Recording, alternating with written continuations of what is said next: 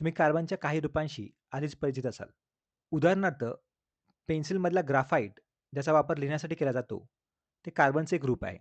ग्राफाईटने तुम्ही ज्या कागदावर लिहिता, तो कागद देखील कार्बनचं रूप आहे. कागद कार्बनचं शुद्ध रूप नसलं, तरी त्यात भरपूर कार्बन आहे.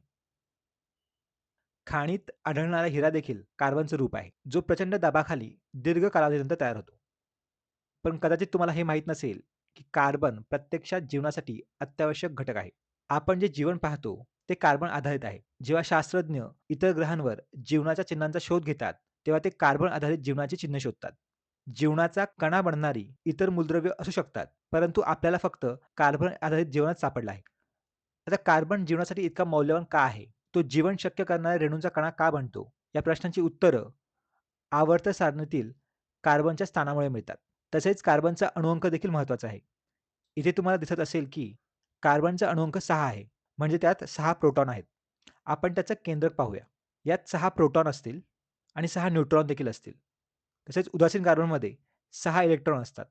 त्यापैकी 2 त्याच्या सर्वात आतल्या म्हणजेच पहिल्या कवचात असतात. तर त्याच्या बाह्यतम कवचामध्ये 4 इलेक्ट्रॉन आहेत. कार्बनकडे 4 संयोजी इलेक्ट्रॉन आहेत, जे प्रत्यक्षात अभिक्रिया करतात. आपण एक सोपी आकृती पाहू. इथे आपण कार्बनचे फक्त 4 संयोजक इलेक्ट्रॉन दाखवले आहेत. आता तुम्हाला कदाचित अष्टक नियम आठवत असेल. त्यानुसार जेव्हा अणूंच्या बाह्यतम कवचात 8 इलेक्ट्रॉन असतात, तेव्हा ते अधिक स्थिर असतात आणि त्यासाठी ते इलेक्ट्रॉन संधान देखील करतात. त्यामुळे कार्बन 4 सहसंयोजी बंध तयार करू शकतो. उदाहरणार्थ, तो हायड्रोजनसोबत सहसंयोजी बंध तयार करू शकतो. इथल्या या हायड्रोजनकडे एक संयोजक इलेक्ट्रॉन आहे. त्यामुळे हायड्रोजन स्थिर झाला आहे. त्याला वाटतं की तो 2 इलेक्ट्रॉन संधान करत आहे आणि त्याचं पहिलं कवच भरलं आहे. हायड्रोजन हेलियमप्रमाणे फक्त पहिलं कवच भरण्याचा प्रयत्न करतो. इथे कार्बनला वाटतं की मला हा एक इलेक्ट्रॉन संधान करायला मिळत आहे. हेच तो इतर हायड्रोजनसोबत पण करतो. आता कार्बनला असं वाटू शकतं की मी 8 इलेक्ट्रॉनचं संधान करत आहे आणि प्रत्येक हायड्रोजनला वाटतं की तो 2 इलेक्ट्रॉनचे संधान करत आहे. दोघेही आनंदी आणि स्थिर आहेत आणि अशा प्रकारे मिथेनचा रेणू तयार होतो. यात कार्बनचा समावेश असल्यामुळे याला सेंद्रिय संयुग देखील म्हटलं जातं. कार्बनी रसायनशास्त्रात कार्बन असलेल्या सेंद्रिय रेणूंचा अभ्यास केला जातो. यात फक्त कार्बन आणि हायड्रोजन असल्यामुळे याला हायड्रोकार्बन देखील म्हटलं जातं. तुम्हाला पेट्रोल माहीत असेल, ते एक हायड्रोकार्बन आहे. विशेष म्हणजे मिथेनचा सुद्धा इंधन म्हणून वापर केला जाऊ शकतो. सामान्यतः हायड्रोकार्बनच्या लांब शृंखला पाहायला मिळतात. उदाहरणार्थ इथे 8 कार्बन आहेत, जे ऑक्टेन बनवत आहेत. तुम्ही हाय ऑक्टेन इंधनबद्दल ऐकलं असेल. हा पण एक हायड्रोकार्बन आहे. हा ऑक्टेन आहे कारण यात 8 कार्बन आहेत. ऑक्ट म्हणजे 8. इथे कार्बन 4 बंध तयार करत आहे. 2 हायड्रोजनशी आणि 2 कार्बनशी. आशा आहे की यामुळे तुम्हाला कार्बन निर्मितीसाठी एखाद्या ठोकळ्याप्रमाणे का उपयुक्त आहे, हे समजलं असेल. कारण तो इतक्या विविध संरचनासह इतके बंध तयार करू शकतो. हे हायड्रोकार्बन्स फक्त शृंखला नाही, तर वलय आणि चक्र देखील तयार करतात. ग्राफाईट आणि हिऱ्यासारख्या गोष्टींमध्ये कार्बन जाळीदार रचना तयार करू शकतो. कार्बन या त्रिमितीय आकारांमध्ये 2 पेक्षा जास्त कार्बनशी बंध तयार करत आहे.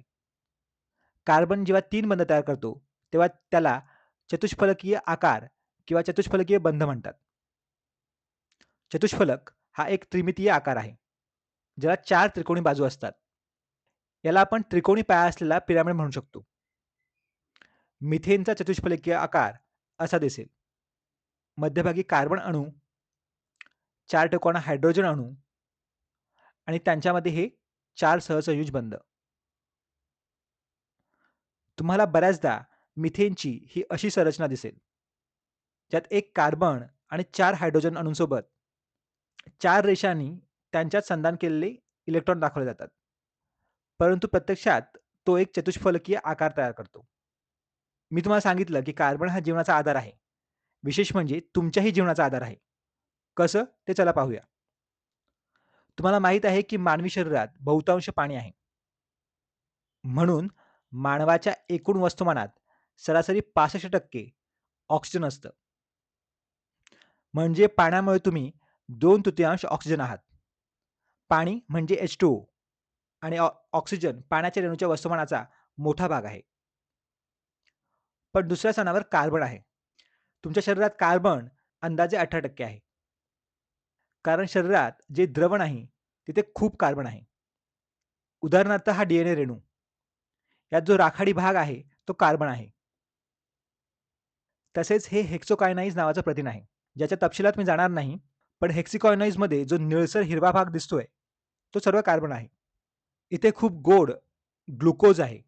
ज्याचा वापर शरीरातील ऊर्जेचे नियमन करण्यासाठी होतो. यातील निळसर हिरवा रंग देखील कार्बन आहे. शरीरातील ऊर्जेचं रेणवीय चलन मानल्या जाणाऱ्या ATPमध्ये पण निळसर हिरवा भाग कार्बनचा आहे. थोडक्यात काय, तर शरीरातील पाणी नसलेला बहुतांश भाग कार्बन आहे. आशा आहे, की यामुळे कार्बनबद्दल तुमची जिज्ञासा वाढली असेल. जो फक्त पेन्सिल आणि हिऱ्यांसाठी उपयुक्त नाही, तर तुमच्या अस्तित्वासाठी देखील कारणीभूत आहे.